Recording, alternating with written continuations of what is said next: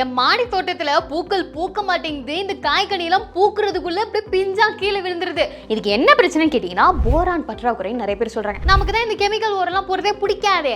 அப்போ இயற்கையா என்ன பண்ணலாம் அப்படின்னு கேட்டீங்கன்னா, தெருக்கு 4 வீடு இருக்க மாதிரி தெருக்கு ஒரு 10 எருக்கன் செடி கண்டிப்பா இருக்குங்க. இந்த எருக்கன் செடியை போயிட்டு ஒரு கிளையை வெட்டிட்டு நம்ம வரோம். இந்த கிளையை வெட்டுறப்போ நீங்க ஒண்ணு நோட் பண்ண வேண்டியது என்னன்னா, இதுல இருக்க அந்த பால் இருக்கு பாத்தீங்களா, அது நம்ம தோலுக்கும் கண்ணுக்குமே அலர்ஜியை உருவாக்கும். சோ அது நம்ம மேல படாம பாத்துக்கோங்க.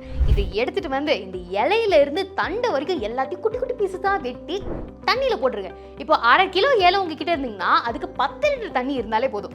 இதை அப்படியே அழுங்காம குலுங்காம ஒரு 5 நாள் ஊற வச்சுட்டு ஒரு ஓரமா வச்சுக்கோங்க. 5 நாளுக்கு அப்புறம் உங்களுக்கு சூப்பரான போரான் கரைசல் ரெடி ஆயிடும். இது நீங்க வந்து செடிகளுக்கு மேல தெளிச்சும் விடலாம், தாராளமா மண்ணுக்கும் நீங்க ஊத்தலாங்க. இது நீங்க ஊத்துறதுனால உங்க செடியில வந்து போரான் சத்து அதிகமா வரதுனால நிறைய பூக்களும் பூக்கும், காய்களும் சூப்பராகவே காய்க்குங்க. இது நீங்க அப்படியே கூட யூஸ் பண்ணிக்கலாம், தண்ணியில கலக்கணுன்றது அவசியமே கிடையாது. ஸோ உங்களுக்கு இந்த மாதிரி நிறைய இன்ஃபர்மேஷன் வேணும்னா மறக்காம நம்ம பாஸ்வாலா ஃபார்மிங் தமிழ் சேனலுக்கு சப்ஸ்கிரைப் பண்ணிக்கோங்க. Bosswala. Be the boss.